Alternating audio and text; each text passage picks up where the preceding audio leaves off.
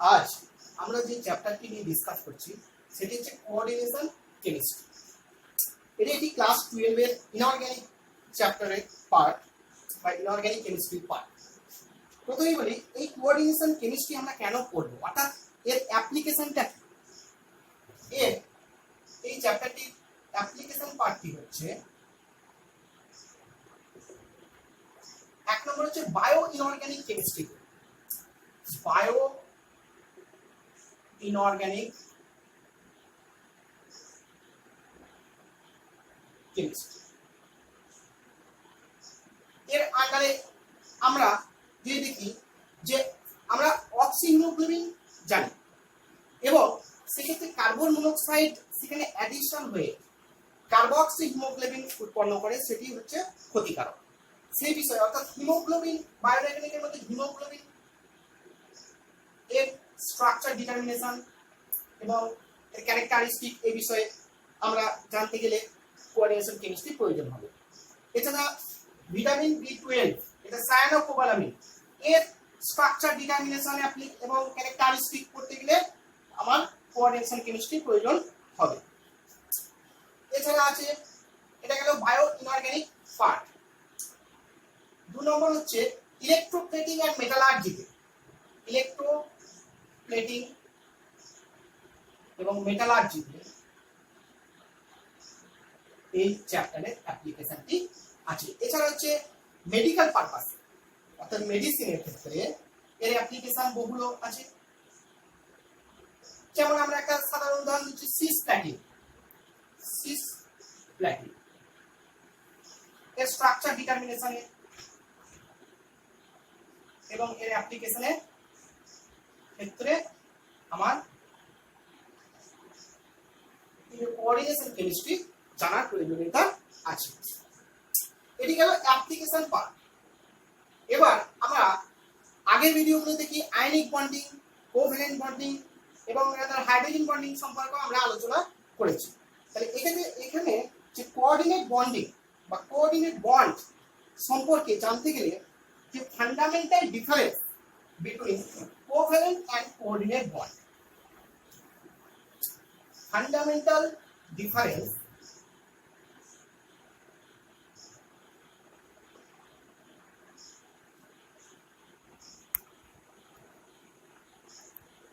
between covalent and coordinate bond. Covalent bonding এ কি দেখা হচ্ছিল, শেয়ারিং অফ ইলেকট্রনস আমরা দেখেছিলাম। এক্ষেত্রে আমরা কি দেখব, এবং এখানে যে নরমাল ভ্যালেন্সি, এটাকে কিন্তু কোভ্যালেন্ট বন্ডিং এর ক্ষেত্রে আমরা বা কোভ্যালেন্ট কম্পাউন্ড অণুর ক্ষেত্রে এক্সিড করছে না, কিন্তু কোঅর্ডিনেট কম্পাউন্ডের ক্ষেত্রে আমরা দেখতে পাবো যে যে নরমাল ভ্যালেন্সিটাকে সেটা এক্সিড করে যাচ্ছে। দেখা যাক NH3 হচ্ছে একটা সমযোজী অণু। এক্ষেত্রে বন্ধন কেমন না, সমযোজী বন্ধন। এইখানে যখন H+ থাকবে সেক্ষেত্রে কি হবে, এই লোন পেয়ারটা H+ থেকে যাবে। ঠিক আছে, এক্ষেত্রে যে বন্ডিংটা হবে সেটা হচ্ছে কোঅর্ডিনেট বন্ড, অর্থাৎ কোভ্যালেন্ট কোঅর্ডিনেট বন্ডিং এর দিকে আমরা যাচ্ছি। আবার ধরা যাক কপার প্লাস এর ক্ষেত্রে একটা ভ্যাকেন্ট ডি অরবিটাল আছে, সেখানে যদি NH3 লিগ্যান্ড হিসেবে থাকে, সে কি করবে, এদিকে ইলেকট্রন পেয়ারটা ডোনেট করবে for formation of coordinate bond. Types of coordinate bond আছে আমাদের।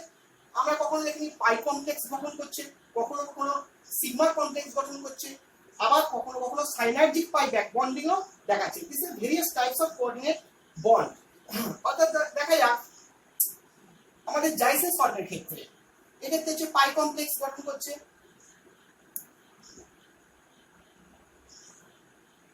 একটা স্কয়ার প্ল্যানার কমপ্লেক্স, এখানে ইথিলিন,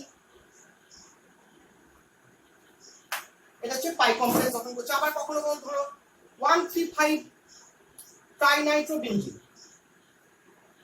আছে,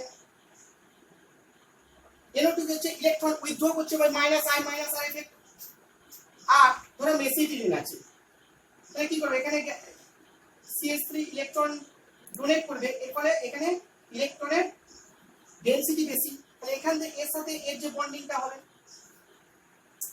অর্থাৎ কোঅর্ডিনেট বন্ডিং এর ক্ষেত্রে কি হবে, একটা সেন্ট্রাল মেটাল অ্যাটম কখনো কখনো থাকবে যার ইনকমপ্লিট ডি অরবিটাল থাকবে, অর ডেফিসিয়েন্সি অফ ইলেকট্রন থাকবে, আর একজন থাকবে ডোনার, যে শুধু ইলেকট্রন ডোনেট করবে। এবং এই অ্যাকসেপ্টর এবং ডোনেটরের মধ্যে যে ডিরেকশনাল বন্ড তৈরি হবে একটা, সেটাকেই বলা হচ্ছে coordinate bond. This is the fundamental difference between covalent and coordinate bond. এরপর আমরা কোঅর্ডিনেট কম্পাউন্ডের দিকে যাব। অর্থাৎ কম্পাউন্ড বলতে কি, যখন দুটো মলিকিউল বন্ধন গঠন করে, সেটা আয়নীয় বন্ধন হতে পারে, সমযোজী বন্ধন হতে পারে, এবং তোমার আয়নীয় কোঅর্ডিনেট বন্ধন হতে পারে। যে যখন মলিকিউলটা গঠন হবে তার মধ্যে তার কি ক্যারেক্টারিস্টিক, যেটা নতুন ধর্ম বিশিষ্ট যেটা উৎপন্ন হবে, সেটাকেই বলা হচ্ছে কম্পাউন্ড। তাহলে আমরা এখানে আলোচনা করব কি কোঅর্ডিনেট কম্পাউন্ড। কোঅর্ডিনেট কম্পাউন্ডের মধ্যে বন্ডিংটা কি থাকবে, অসমযোজী বন্ধন। এখন তার আগে আমাদের জানতে হবে addition or molecular compound. Addition or molecular compound. ধরা যাক সল্ট এ একটা সল্ট আর সল্ট বি, এগুলোকে আমি যখন অ্যাকুয়াস মিডিয়ামে হোক যদি মিক্সার করি, মিক্সিং, প্রথমে কি হচ্ছে মিক্সিং। মিক্সিং এর ফলে কি পাবো, একটা মিক্সচার অফ সল্ট পাবো, মিক্সচার অফ সল্ট পাবো, তাই তো। অর্থাৎ আমি যদি ডেফিনিট প্রপোর্শনে যদি মিক্সিং করি, ডেফিনিট প্রপোর্শন যদি আমি মিক্সিং করি, তাহলে কি পাবো, বা স্পেসিফিক রেশিওতে, ডেফিনিট প্রপোর্শন বা এটাকে বলা হচ্ছে স্পেসিফিক রেশিওতে যদি আমি একটা মিক্সিং করি, তাহলে কি পাবো, একটা ডেফিনিট মিক্সচার পাবো। এবং একে যদি আমি ক্রিস্টালাইজেশন করি,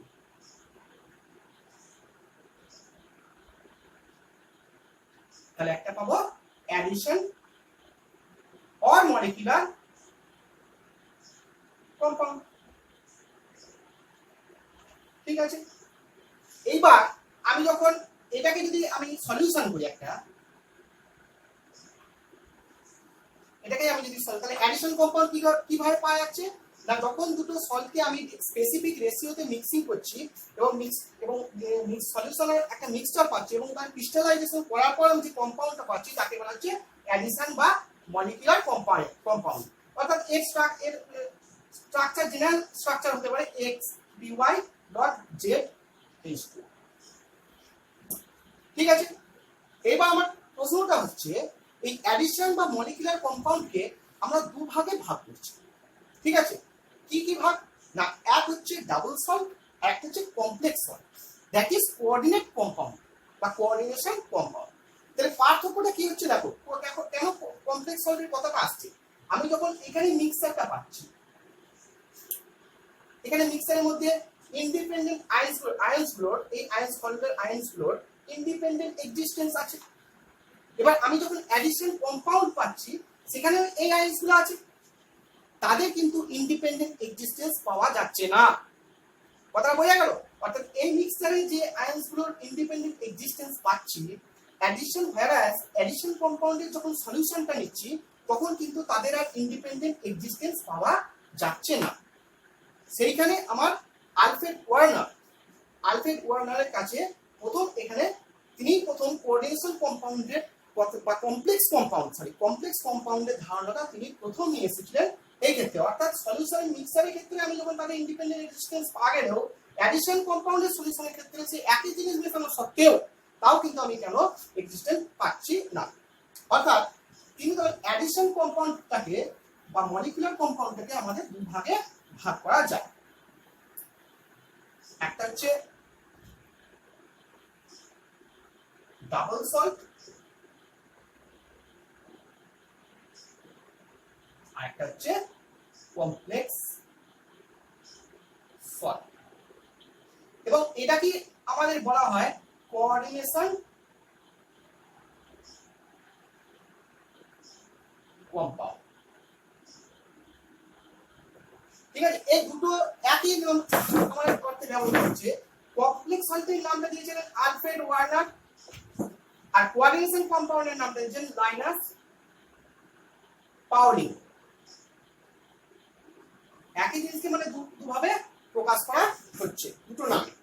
এবার পরীক্ষায় যে প্রশ্নটা আসে প্রথম, সেটা হচ্ছে ডাবল সল্ট এবং কমপ্লেক্স সল্টের মধ্যে পার্থক্য কি। প্রথমে আমি কি বললাম যে অ্যাকুয়াস মিডিয়ামে ডাবল সল্টের ক্ষেত্রে আমি যে আয়নগুলো ডিসোসিয়েট হচ্ছে সেই কনস্টিটিউয়েন্ট আয়নগুলো ইন্ডিপেন্ডেন্ট এক্সিস্টেন্স পাচ্ছে। প্রথম পার্থক্য হচ্ছে এটা, অ্যাকুয়াস মিডিয়ামে যে কনস্টিটিউয়েন্ট আয়নসগুলোর ইন্ডিপেন্ডেন্ট এক্সিস্টেন্স পাচ্ছে ডাবল সল্টের ক্ষেত্রে, কিন্তু কমপ্লেক্স সল্টের ক্ষেত্রে সব আয়নগুলোর কনস্টিটিউয়েন্ট আয়নগুলোর ক্ষেত্রে ইন্ডিপেন্ডেন্ট এক্সিস্টেন্স কিন্তু পাওয়া যাচ্ছে না। ঠিক আছে, দ্বিতীয় হচ্ছে আমাদের যদি এক্সাম্পল গুলোতে আসা যায়, দেখা যাক ডাবল সল্টের ক্ষেত্রে যে এক্সাম্পল গুলো মেনলি প্রথমেই যার নাম মনে পড়ে তার হচ্ছে মোর সল্ট, তার নাম হচ্ছে মোর সল্ট।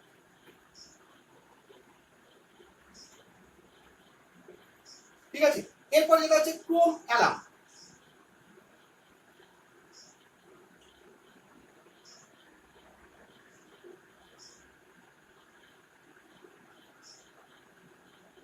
আর একটা ধরা যাক পটাশ অ্যালাম,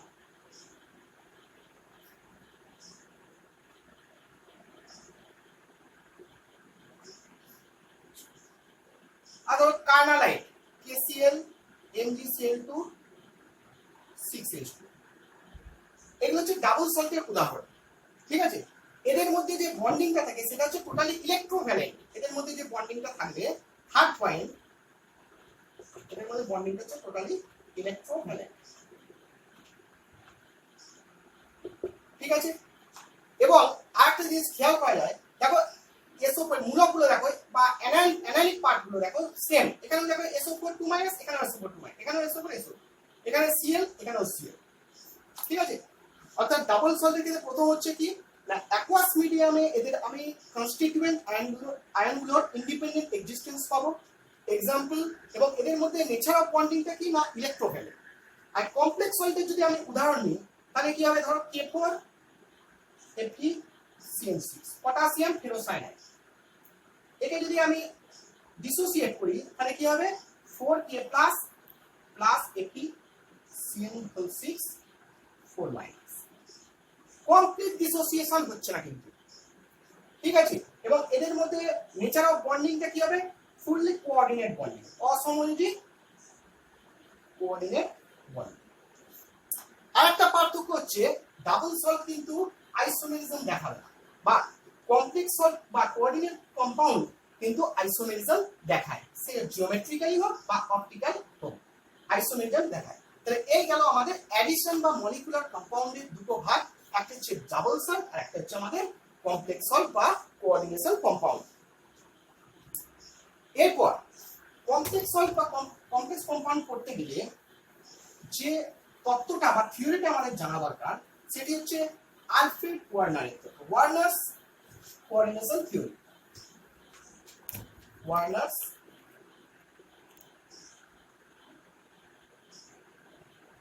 থিওরি।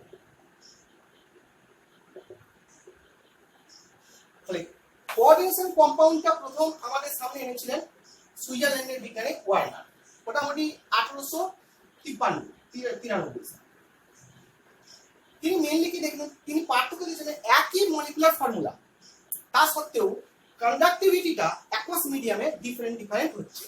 তাই ওয়ার্নার কোঅর্ডিনেশন থিওরিটা পড়তে গেলে আমাকে যেটা তিনটে মেইন কম্পাউন্ড জানতেই হবে সেটি হচ্ছে প্রথম এক নম্বর হচ্ছে লুয়েটীয় কোবাল্টিক ক্লোরাইড, সবই কোবাল্টামিন, লুয়েটীয়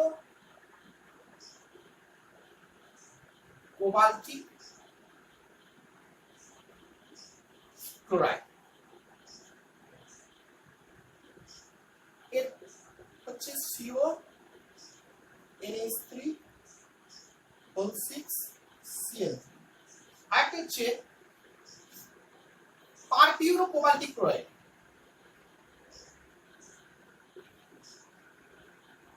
পারপিউরো কোবাল্টিক ক্লোরাইড,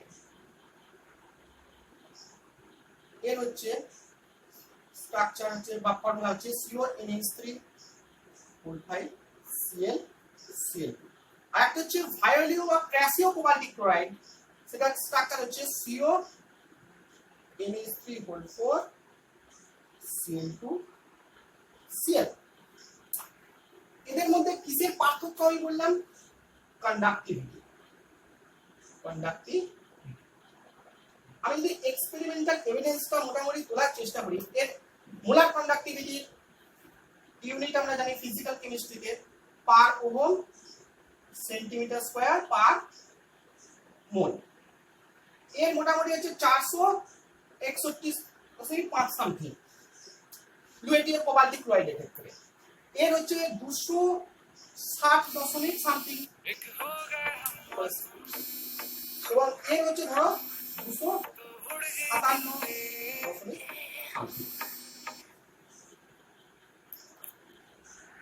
257.5 সামথিং। ঠিক আছে, এটা হচ্ছে এক্সপেরিমেন্টাল এভিডেন্স। এখন এর কারণটা দেখতে গেলে দেখা যাচ্ছে এর ক্ষেত্রে যখন ডিসোসিয়েশনটা হচ্ছে, খেয়াল করো, এটা হচ্ছে +3 Cl মাইনাস, এটা হচ্ছে +2 Cl মাইনাস, এটা হচ্ছে Cl মাইনাস। এখানে খেয়াল করো নাম্বার অফ আয়নস, আমরা কি জানি না অ্যাকুয়াস মিডিয়ামের নাম্বার অফ আয়নস যত বাড়বে কন্ডাক্টিভিটি তত বাড়বে। তাহলে নাম্বার অফ আয়নস এখানে বেশি হয়ে যাচ্ছে, ফলে মোলার কন্ডাক্টিভিটি বেশি হচ্ছে। আমরা যদি AgNO3 করি তাহলে এখানে 3 মোল AgCl এর প্রেসিপিটেট কম, এখানে হচ্ছে 2 মোল, এখানে হচ্ছে 1 মোল। তাহলে এই পার্থক্যটা একই ফর্মুলা হওয়া সত্ত্বেও এই পার্থক্যটা হচ্ছে কেন? এটা হচ্ছে মেন ওয়ার্নার কোয়াড্রেশন থিওরি। তার কারণ মাথায় এলো, তিনি কতগুলো পয়েন্ট বলেন, মেনলি 3টে পয়েন্ট তিনি এই থিওরির ভিতর আছে। সেগুলো কি কি? 1 নম্বর হচ্ছে metal possesses 2 types of valency. আমরা এতক্ষণ পর্যন্ত ভ্যালেন্সি একটাই জানি যে ভ্যালেন্সি এবং পি ব্লক এলিমেন্টের ক্ষেত্রে ভেরিয়েবল ভ্যালেন্সি থাকে, কিন্তু এখানে টাইপটাই দু রকম করা হচ্ছে। 1 নম্বর পয়েন্ট বলছে metal possesses 2 types of valence. 2 types of valence. One is primary valency,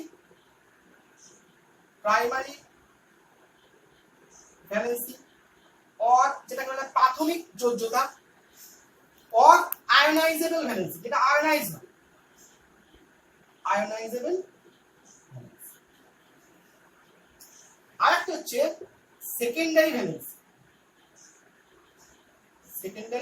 valency, or Bangla হচ্ছে গৌণ যোজ্যতা, that is coordination number,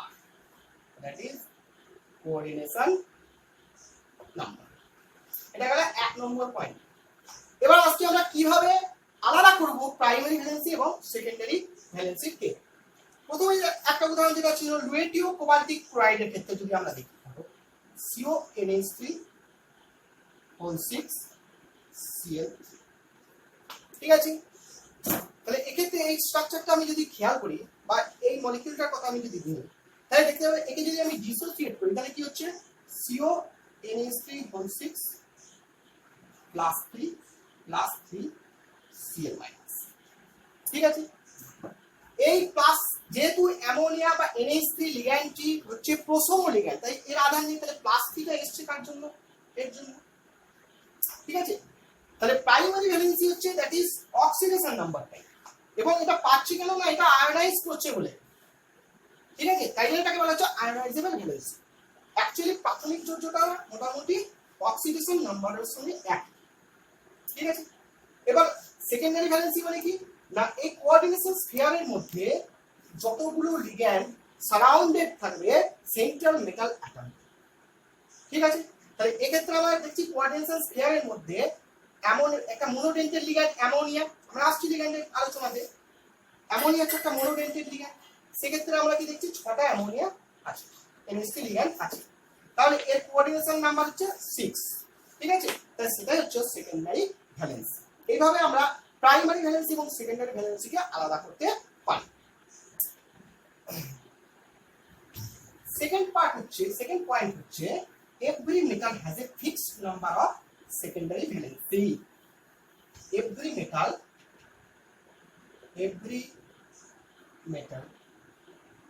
has a fixed number of secondary valency. আমরা সেকেন্ডারি ভ্যালেন্সি যে কোনো মেটালের যে কোনো করতে পারি না। যেমন আয়রনের ক্ষেত্রে এটা হবে 6, কপারের ক্ষেত্রে হবে 4, কোবাল্টের ক্ষেত্রে কখনো কখনো 4ও হতে পারে, 6ও হতে পারে। তাহলে মোটামুটি মেটালগুলোর fixed number of secondary valency আছে। এবং থার্ড পয়েন্টটাও আমাদের কাছে খুবই গুরুত্বপূর্ণ। থার্ড পয়েন্টটা কি বলছে, প্রাইমারি ভ্যালেন্সি আর satisfied by primary valency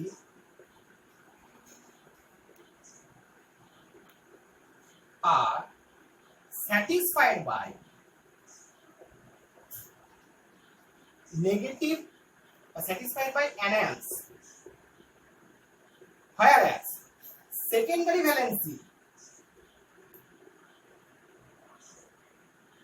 are satisfied by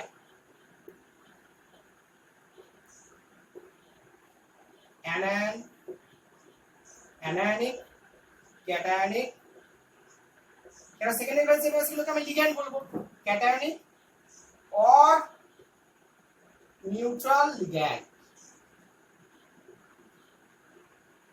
অর্থাৎ প্রাথমিক যোজ্যতা কাকে স্যাটিসফাই করছে কি না, শুধুমাত্র অ্যানায়ন্স গুলো। আর সেকেন্ডারি ভ্যালেন্সিকে স্যাটিসফাই করার জন্য যে কোনো টাইপের লিগ্যান্ড হতে পারে, সেটা অ্যানায়নিক হতে পারে, ক্যাটায়নিক হতে পারে, নিউট্রালও হতে পারে। যেমন আমি উদাহরণগুলো দেখছি, আমি তো কিভাবে প্রাইমারি ভ্যালেন্সি হয় সেটা আমি দেখিয়ে দেব, সেকেন্ডারি ভ্যালেন্সি কিভাবে লিগ্যান্ডগুলো ভেরিয়াস টাইপের হতে পারে সেগুলো আমরা দেখব। ধরো একটা ব্রাউনিং কমপ্লেক্স হচ্ছে FeH2O4,5NO, খুবই গুরুত্বপূর্ণ কোঅর্ডিনেট কমপ্লেক্স। আর একটা ধরো নিচ্ছি সোডিয়াম নাইট্রোক্লোরাইড FeH2O4,5NO, ঠিক আছে। এক্ষেত্রে কোঅর্ডিনেশন স্ফিয়ার গুলো খেয়াল করো। আমরা দেখব লিগ্যান্ডসে যে H2 হচ্ছে নিউট্রাল লিগ্যান্ড, ঠিক আছে।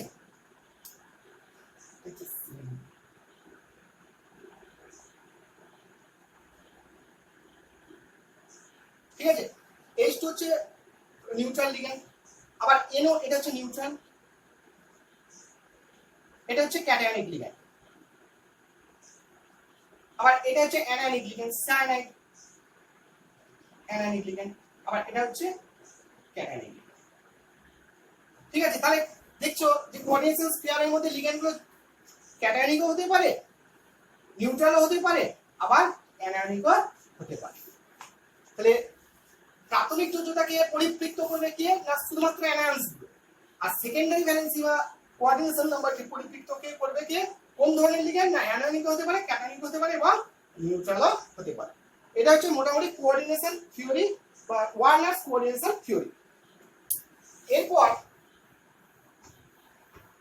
সংক্ষেপে যদি লিগ্যান্ড কথা বারবার আসছে আমাদের, হোয়াট ইজ লিগ্যান্ড না, সাধারণত আমি কোঅর্ডিনেশন কেমিস্ট্রি চ্যাপ্টারের লিগ্যান্ডগুলো দেখবো। ধরো এটা হচ্ছে সেন্ট্রাল মেটাল অ্যাটম, এর ইনকমপ্লিট ডি অরবিটাল আছে, এবার একটি লিগ্যান্ড আছে যার ফিল্ড অরবিটাল আছে, যেখানে ইলেকট্রন আছে, ঠিক আছে। যে ইলেকট্রন পেয়ার ডোনেট করবে সেন্ট্রাল মেটাল অ্যাটমে, সেটাকে কি বলা হচ্ছে, ইনকমপ্লিট হবে, সেটাকেই বলা হচ্ছে লিগ্যান্ড, ঠিক আছে। এবং যে বন্ডটা গঠন করবে সেটা হচ্ছে কোঅর্ডিনেট বন্ড, ঠিক আছে। এবার সাইনার্জিক ব্যাক বন্ডিং বলতে কি বোঝায় না, প্রথমের ক্ষেত্রে লিগ্যান্ডটা কি, ligand to metal sigma bond form করবে, ligand to metal sigma bond form করবে, এবং মেটালের ডি অরবিটাল থেকে ইলেকট্রন আবার পাই বন্ড ফর্ম করবে।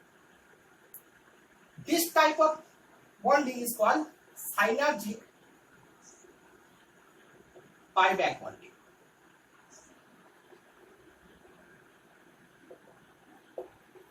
তাহলে লিগ্যান্ড বলতে কোনটাকে বোঝানো হচ্ছে, যে ইলেকট্রন পেয়ার কে সেন্ট্রাল মেটাল অ্যাটমে কে ডোনেট করছে, এটা হচ্ছে acceptor d vacant d orbital, আর যে ডোনেট করছে সে হচ্ছে আমাদের লিগ্যান্ড। এবার লিগ্যান্ডগুলোকে আমরা দুভাগে ভাগ করতে পারি, একটা হচ্ছে চার্জের ভিত্তিতে আর একটা হচ্ছে ডেন্সিটি বা নাম্বার অফ ডোনার সাইটের ভিত্তিতে। লিগ্যান্ড হচ্ছে আমাদের প্রধানত দুভাগে আমরা ভাগ করতে পারি, একটা হচ্ছে চার্জের ভিত্তিতে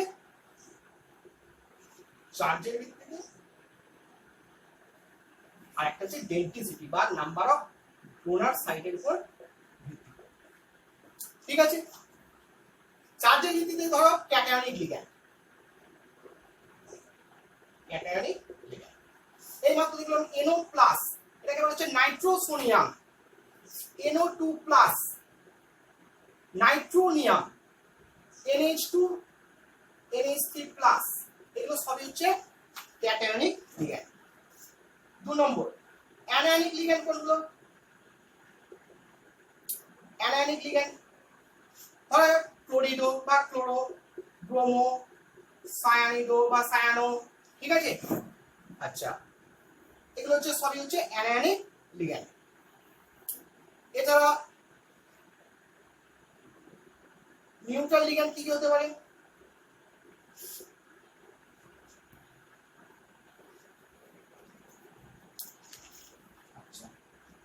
এছাড়া অ্যানায়নিকের পার্টের মধ্যে আরো যে আমরা গুরুত্বপূর্ণ করে বলতে পারি সালফেটো, SO4 2-। আচ্ছা, এছাড়া আছে ধরো কার্বনেটো, ঠিক আছে? আচ্ছা, নিউট্রাল লিগ্যান্ডের মধ্যে নিউট্রাল লিগ্যান্ড কোনগুলো হতে পারে? ধরা যাক ইথিলিন ডায়ামিন, ঠিক আছে, অথবা ইথিলিন ডায়ামিনও বলতে পারো। এছাড়া বলতে পারো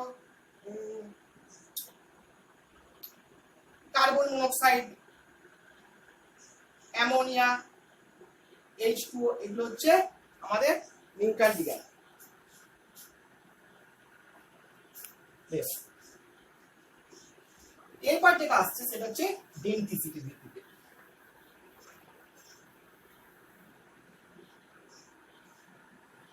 এবার যেটা আসছে সেটা হচ্ছে ডেন্সিটি। ডেন্সিটিটা কি? না নাম্বার অফ ডোনার সাইট, ঠিক আছে? যদি একটাই ডোনার সাইট থাকে সেটাকে কি বলা হবে? মোনোডেন্টেড। মোনোডেন্টেড, ঠিক আছে? মোনোডেন্টেড দু প্রকার হতে পারে, একটা হচ্ছে পাই বন্ড গঠনের জন্য, আর একটা হচ্ছে সিগমা ডোনার। সিগমা ডোনার পাই বন্ডের কোনগুলো? ধরা যাক ইথিলিন, এটাকে কেমন ভাবে লিখবো? eta2 ইথিলিন, C2H4,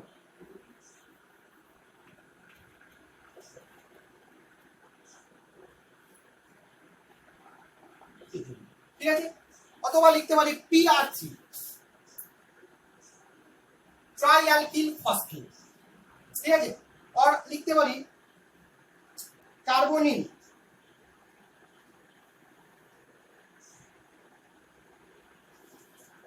এগুলো হচ্ছে আমাদের সবই পাই বন্ড গঠনকারী।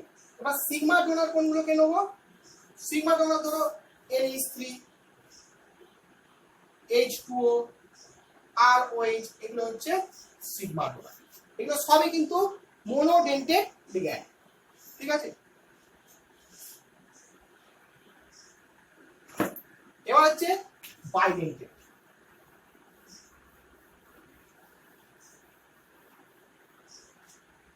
এবার হচ্ছে বাইডেন্টেড লিগ্যান্ড।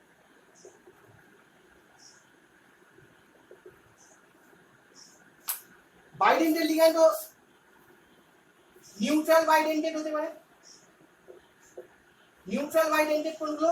যেমন ইথিলিন ডায়ামিন, এটা খুবই গুরুত্বপূর্ণ একটা লিগ্যান্ড। এর স্ট্রাকচার কি? CH2 NH2 CH2 NH2, ঠিক আছে? এটা হচ্ছে নিউট্রাল বাইডেন্টেড লিগ্যান্ড। এছাড়া আরেকটি বাইডেন্টেড লিগ্যান্ডের উদাহরণ আমরা পেতে পারি, সেটা হচ্ছে বাইপিরিডাইল। বাইপিরিডাইলের স্ট্রাকচারটা আমাদের খুবই গুরুত্বপূর্ণ।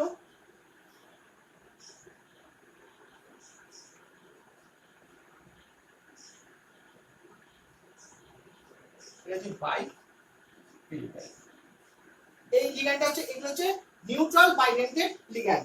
এবার অ্যানায়নিক বাইডেন্টেড লিগ্যান্ডের মধ্যে আমাদের জানা অ্যানায়নিক বাইডেন্টেড লিগ্যান্ড AC অর্থাৎ অ্যাসিটাইল অ্যাসিটোনেটো।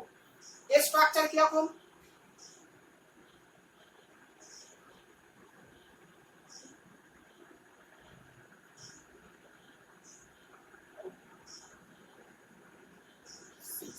এটা হচ্ছে অ্যাসিটাইল অ্যাসিটোনেটোর স্ট্রাকচার। এছাড়া একটা কি হচ্ছে গ্লাইসিনেটো।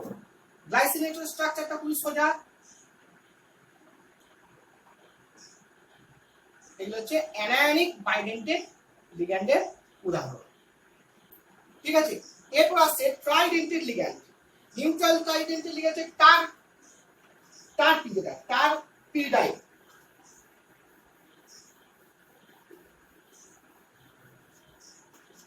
এবার আসছে ট্রাইডেন্টেড।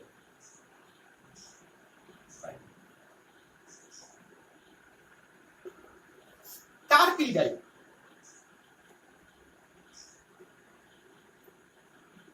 এটাকে শর্টে আমরা বলতে পারি টার্পি। এটাও খুবই একই ব্যাপার, শুধু একটা পিরিডিন রিং এক্সট্রা অ্যাড হচ্ছে।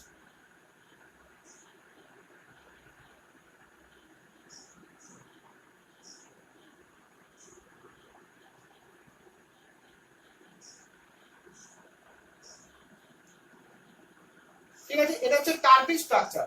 আর একটা অ্যানায়নিক কি হচ্ছে, অ্যানায়নিক হচ্ছে ইমিনো ডাই অ্যাসিটেটো। ইমিনো ডাই অ্যাসিটেটো এটা হচ্ছে অ্যানায়নিক ট্রাইডেন্টেড লিগ্যান্ডের example. CH2 COO minus NH CH2 COO minus, এটা হচ্ছে ট্রাইডেন্টেড লিগ্যান্ডের एग्जांपल। এছাড়াও আমাদের পলিডেন্টেড লিগ্যান্ড বা হেক্সাডেন্টেড লিগ্যান্ডের উদাহরণ আমরা দিতে পারি। মানে 6টি ডোনার সাইট থাকবে, যেটা সেটা হচ্ছে হেক্সাডেন্টেড লিগ্যান্ড। হেক্সাডেন্টেড লিগ্যান্ড এর ethylene diamine tetra acetato EDTA 4-। Ethylene নামটা মনে রাখা, এটা কিন্তু পরীক্ষায় আসে। ইথিলিন ডায়ামিন টেট্রা অ্যাসিটেটো এর স্ট্রাকচারটাও গুরুত্বপূর্ণ।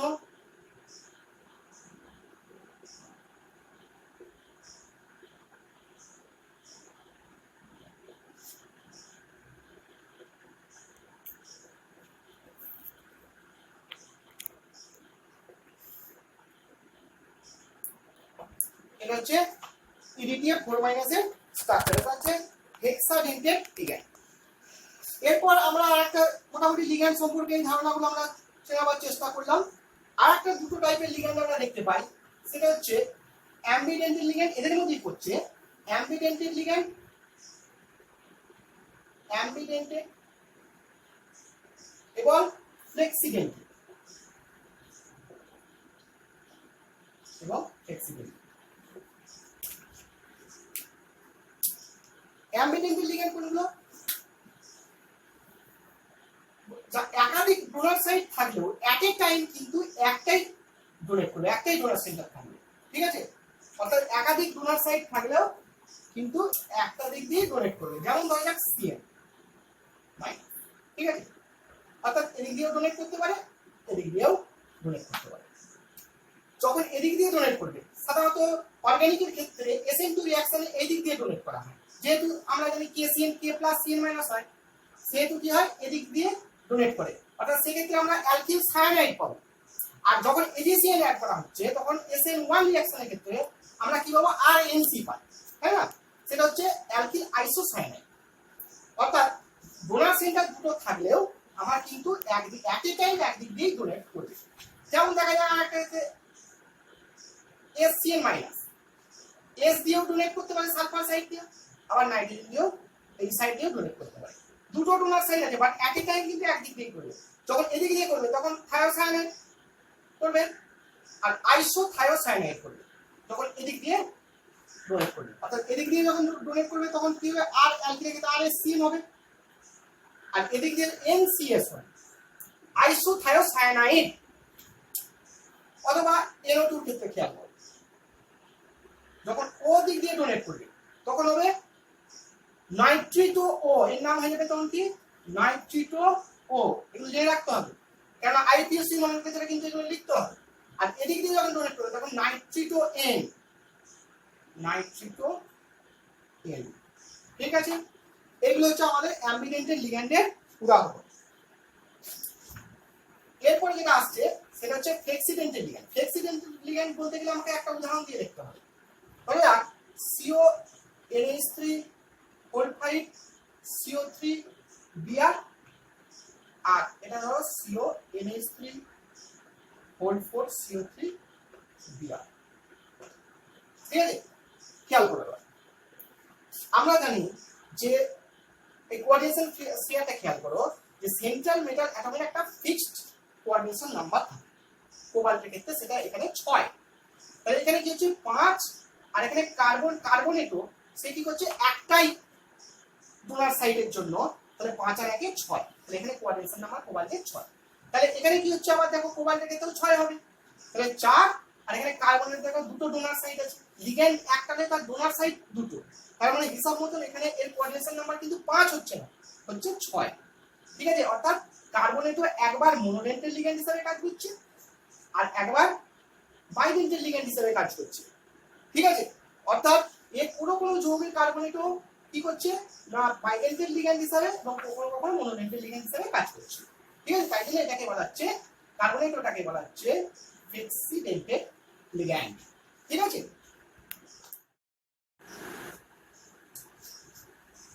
এবার আমরা যেটা আলোচনা করব সেটা হচ্ছে IUPAC nomenclature, UPAC nomenclature for coordination compound। এই টপিকটি পড়ার আগে কতগুলো পয়েন্টের উপর ভিত্তি করে আমরা নামকরণগুলো করব। প্রথম পয়েন্টটি হচ্ছে the positive part of the ligand should be named first।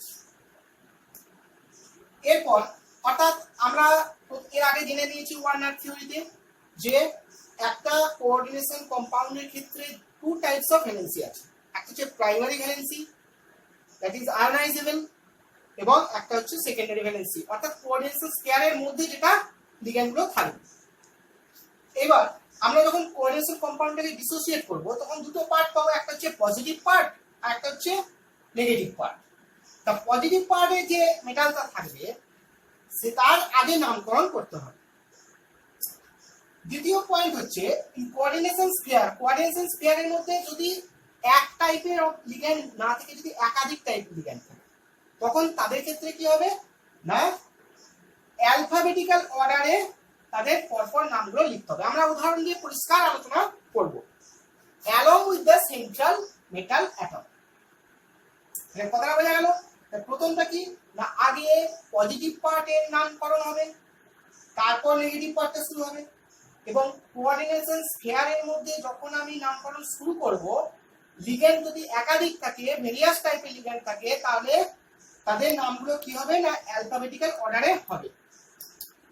Third পয়েন্টটা হচ্ছে কোঅর্ডিনেশন স্ফিয়ার যদি নেগেটিভ হয় তখন সেন্ট্রাল মেটাল অ্যাটমের যে ল্যাটিন ওয়ার্ড থাকবে তার সাথে এড কথাটা যোগ হবে। যেমন আয়রন হলে তখন ল্যাটিন ওয়ার্ড হবে তার সাথে এড হয় ফেরেট, এটা হবে।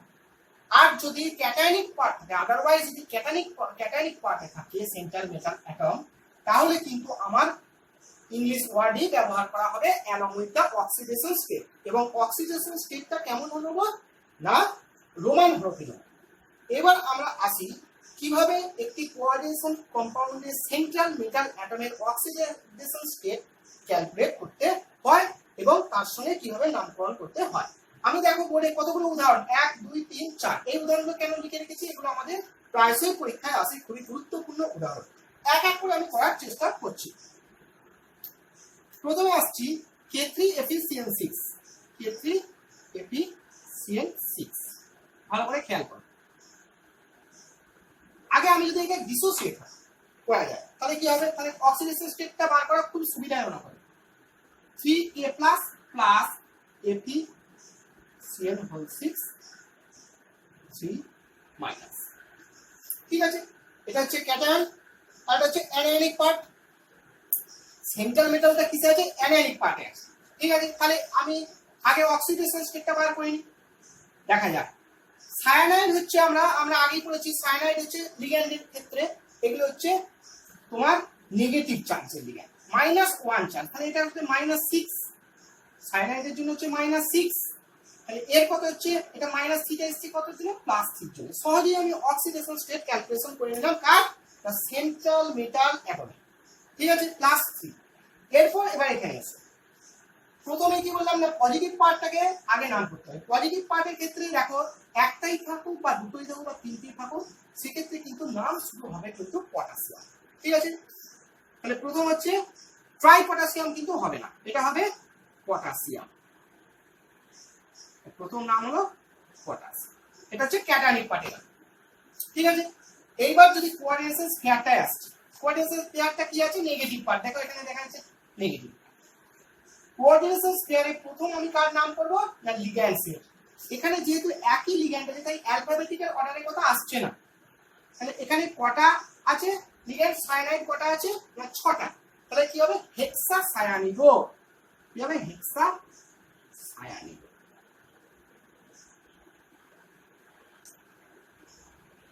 আগে হেক্সাসায়ানও বলা যায়, কিন্তু এখন আইইউপি শুরু হলে হেক্সাইডো কথাটাই যোগ হচ্ছে, আইডিও, হেক্সাসায়ানিডো। ঠিক আছে, এবার যেহেতু সেন্ট্রাল মেটাল অ্যাটমটা আমাদের অ্যানায়নিক পার্টে আছে, তাহলে এটা কি হবে? ফেরেট।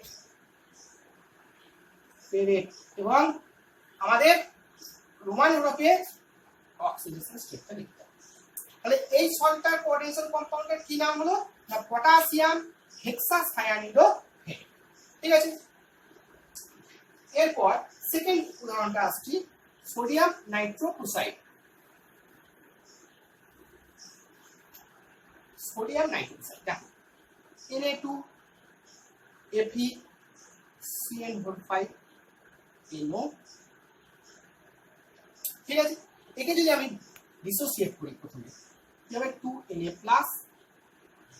Plus FeCN5 NO 2 minus. আমি কেন এটা ডিসোসিয়েটটা করছি? না সেন্ট্রাল মেটাল অ্যাটমের অক্সিডেশন স্টেটটা আমার ডিটারমিনেশন, অক্সিডেশন স্টেট বার করতে হবে, এটা আমার সহজেই করা যায়। দেখো NO প্লাস, এটা হচ্ছে নাইট্রোসোনিয়াম। আমরা কি জানি? নাইট্রোসোনিয়াম হচ্ছে ক্যাটায়নিক লিগ্যান্ড এবং সায়ানিডো এটা হচ্ছে অ্যানায়নিক লিগ্যান্ড। তাহলে এটা হচ্ছে -5 আর এটা হচ্ছে +1, তাই তো? তাহলে -5 এখানে -4, তার মানে নিশ্চিত রূপে এখানে আয়রনটা +2, তবেই না এটা -2 হবে। তাহলে আয়রনের অক্সিডেশন স্টেট আমি এখানে পেয়ে গেলাম। এইবার আসি নামে।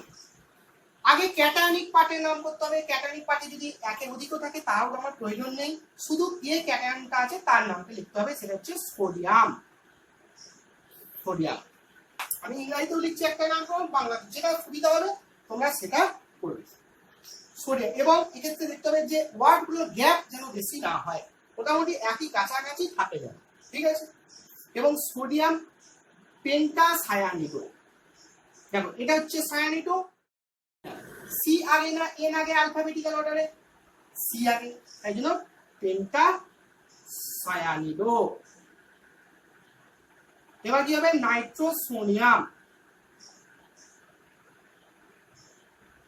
এবার দেখো সেন্ট্রাল মেটাল অ্যাটমটা কোন পার্টে আছে?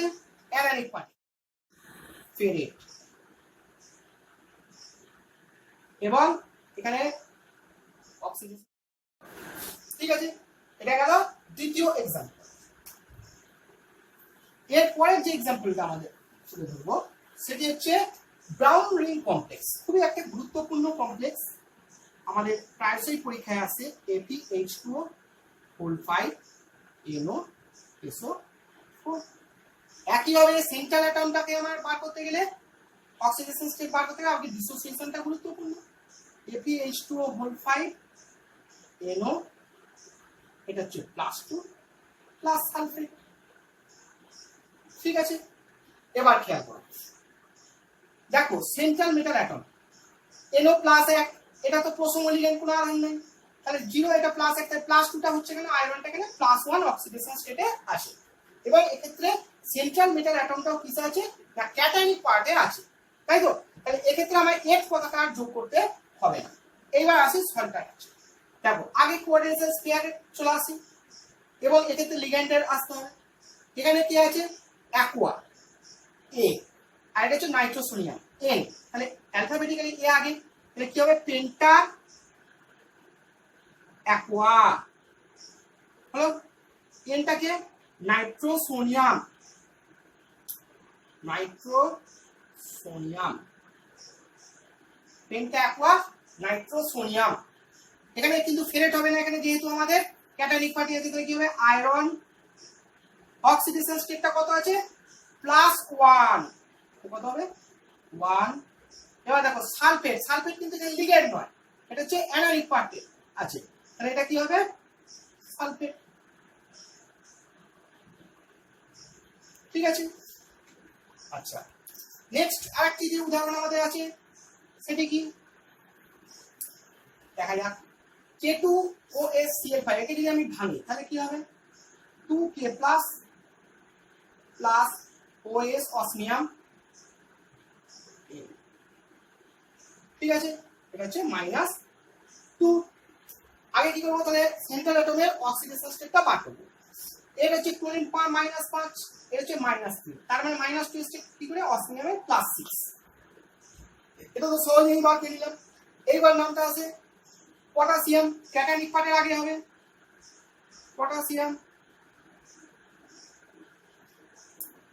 এবার অ্যানায়নিক পার্টে এখানে দুটো লিগ্যান্ড আছে, একটা হচ্ছে ক্লোরিডো আর একটা হচ্ছে নাইট্রিডো, তাই তো?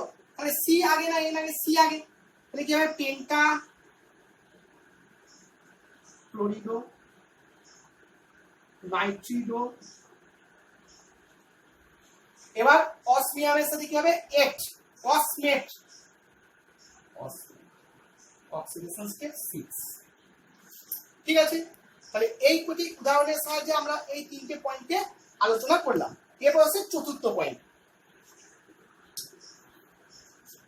এবার আসছি আমরা চতুর্থ পয়েন্টে, বলছে in case of organic ligands bis tris tetrakis etcetera should be used.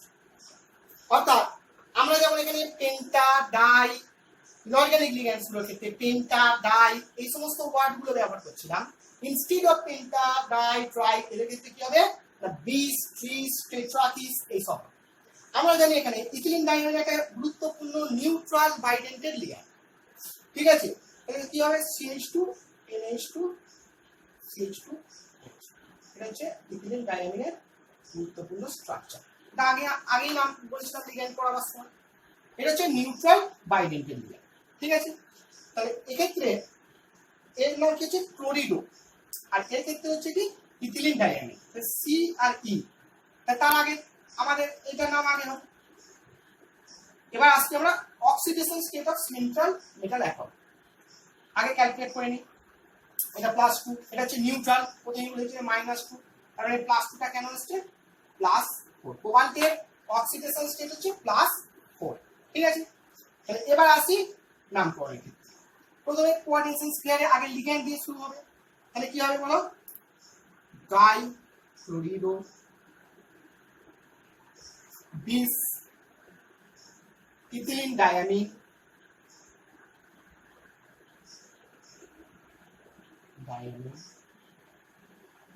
বিস ইথিলিন ডায়ামিন হলো। এবার হচ্ছে সেন্ট্রাল মেটাল অ্যাটম, এখানে যদি ক্যাটায়নিক পার্টে আছে তাই এর কথাটা ইউজ হবে না, direct English name cobalt, oxidation state Roman হরফে হলো। এরপর হচ্ছে সালফেট। তাহলে এইভাবে আমরা দেখো এটা কিন্তু ড্রাই করছি আর এটাকে কিন্তু বিস করছি, এর পার্থক্যটা আমি দেখিয়ে দিলাম। এবার আসছি আমরা 5 নম্বর পয়েন্টে। এটা খুবই গুরুত্বপূর্ণ একটা পয়েন্ট, ভালো করে খেয়াল করো। বলছে if the ligand is an unsaturated hydrocarbon or if the ligand forms pi bonded complex, আমি কমপ্লেক্স ক্ষেত্রে বা কমপ্লেক্স কম্পাউন্ড গুলো যখন বলেছি যে সিগমা বন্ডেড হতে পারে পাই বন্ডেড হতে পারে, সেক্ষেত্রে আমি বলছি যে পাই বন্ডেড কমপ্লেক্সের ক্ষেত্রে মেইনলি, ঠিক আছে, আমরা একটা নতুন সাবস্ক্রিপ্ট ইটা ইউজ করব, it indicating the number of carbon atom just, ঠিক আছে, এছাড়া কোনো ব্যাপার নয়। এবং এই পয়েন্টের আন্ডারে আমি খুব দুটো গুরুত্বপূর্ণ সল্টের কথা আমরা আসছি। একটার নাম হচ্ছে জাইসিস সল্ট,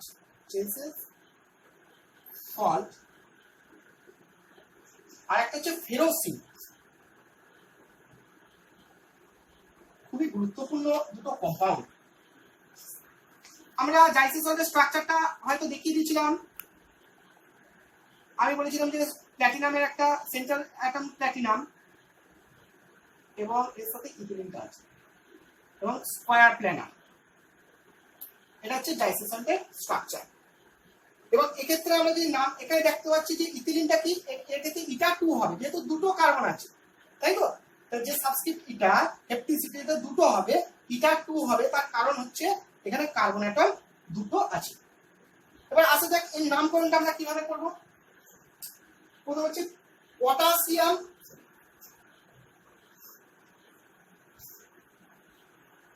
আগে ক্যাটায়নিক পার্টে চলে আসি। আমরা যে স্ট্রাকচারটা এঁকেছিলাম এটা কিসের না অ্যানায়নিক পার্টটা শুধু মাইনাস হবে একটা। যাই হোক এক্ষেত্রে কি হবে পটাশিয়াম,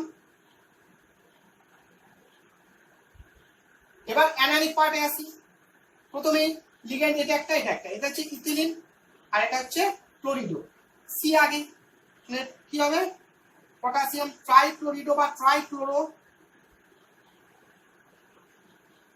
ইটা 2 ইথিলিন একটি আছে এতে সাবস্ক্রিপ্ট ইটা ব্যবহার করা হচ্ছে কার্বন সংখ্যা দুটো বলে, ঠিক আছে, ইটা 2 কথাটি ব্যবহার করা হচ্ছে। ট্রাইক্লোরিডো ইটা 2 ইথিলিন এবং প্ল্যাটিনামটা কোন পার্টে আছে অ্যানায়নিক পার্টে আছে, তাহলে এটা কি হবে প্ল্যাটিনেট, ট্রাইক্লোরিডো ইথিলিন প্ল্যাটিনেট, প্ল্যাটিনেট এটা কি হবে 4, তার কারণ হচ্ছে প্লাস হলে এটা মাইনাস, এটা তো নিউট্রাল, এটা -3 হলে এটা +4 হবে, ঠিক আছে। তাহলে জাইসিস সল্টের ক্ষেত্রে আইপিএসি নাম কি হবে খুব গুরুত্বপূর্ণ পটাশিয়াম ট্রাইক্লোরিডো ইটা 2 ইথিলিন প্ল্যাটিনেট, ঠিক আছে। এবার আসছি ফেরোসিনের ক্ষেত্রে। ফেরোসিনের ক্ষেত্রে দেখো এখানেও একটা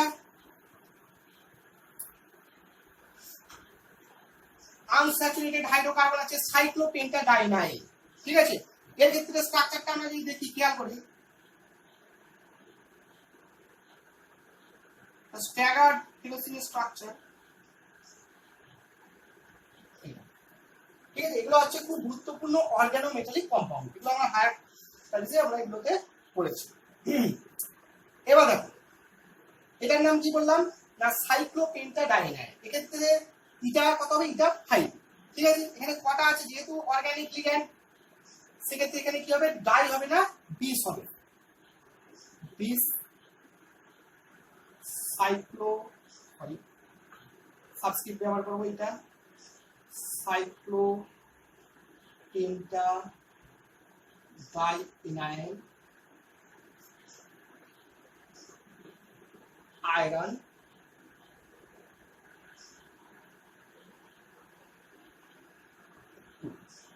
ঠিক আছে, এটি হচ্ছে এর আইপিএসি নাম। তাহলে এর আন্ডারে আমরা দুটো গুরুত্বপূর্ণ করলাম, একটা জাইসিস সল্ট আর একটা হচ্ছে ফেরোসিন। এবার মোটামুটি আইপিএসি নমেনক্লেচারের লাস্ট পয়েন্ট, এটি খুব গুরুত্বপূর্ণ, এটা বলি আইপিএসি নমেনক্লেচার শেষ করব, বলছি ইন কেস অফ ব্রিজিং লিগ্যান্ডস, ব্রিজিংটাকে আমরা কি দিয়ে প্রকাশ করব মিউ লেটার দিয়ে, ঠিক আছে। যেমন এখানে দেখা যাক এই একটা আমি এক্সাম্পল নিয়েছি,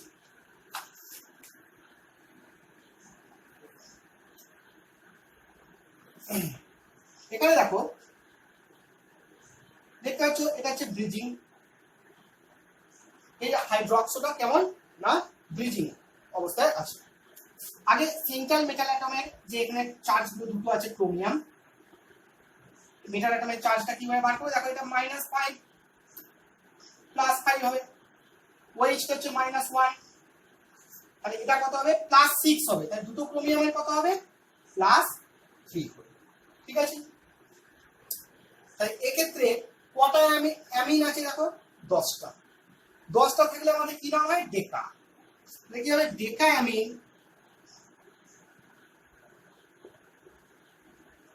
ঠিক আছে।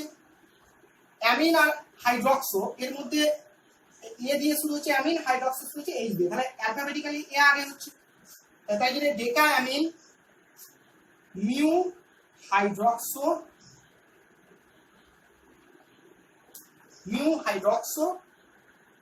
এরপর ক্রোমিয়াম কটা আছে, ক্রোমিয়ামটা আছে ক্যাটায়নিক পার্ট, তাহলে এক্ষেত্রে আর ল্যাটিন ওয়ার্ড হবে না, ক্রোমিয়াম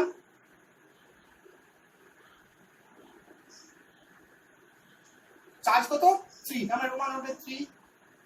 আচ্ছা অ্যানায়নে কি আছে 5টা আছে, 5টা গুরুত্ব নেই আমার, আমরা জানি ক্যাটায়নের ক্ষেত্রে পটাশিয়ামের ক্ষেত্রে আমরা দেখছিলাম 3টে থাকুক সে একটাই নাম হবে, এক্ষেত্রে কটা হবে একটাই, তাহলে কি জাস্ট নাম হবে কি বলো ব্রোমাইড, ঠিক আছে। এর নাম কি হচ্ছে ডেকা অ্যামিন মিউ হাইড্রক্সো এখানে ক্রোমিয়াম দুটো আছে, তাহলে কি হবে ডাইক্রোমিয়াম ডেকামিন নিউ হাইড্রক্সো ডাইক্রোমিয়াম, যেহেতু দুটো ক্রোমিয়াম আছে একটু ভুলে গেছিল, ডাইক্রোমিয়াম 3 ব্রোমাইড। ঠিক আছে, এইভাবে আমরা ব্রিজিং কম্পাউন্ড গুলোর ক্ষেত্রে নমিনোক্লেচার করতে পারি।